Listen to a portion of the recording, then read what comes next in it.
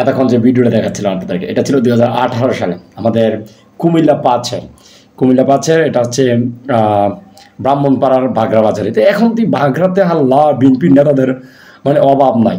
তো তখন 2018 সালে যখন আমাদের ইউনূস স্যার নির্বাচন করেছিল, তখন বাগড়ার এত বিএনপি নেতারা কোথায় ছিল? এর তার 8-10 জন মনে করেন বা 20 জন যে আওয়ামী লীগের যে নেতারা, হ্যাঁ, তারা ডাইরেক্ট নিষেধ করেছিল। শুনছেন তো?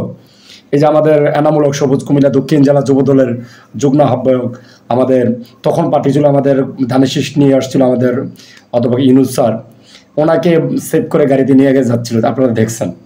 তো কই তখন তো এত বিএনপি লোক ছিল না বাগড়াতে। এখন বাগড়াতে বিএনপির কারাগারি, সেভ করার মতন একজন নেতার আগে কোনো লোক ছিল না।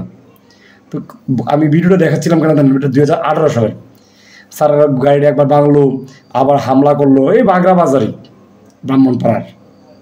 এই রাজনীতি আর হবে না এই বাংলাদেশে ইনশাল্লাহ।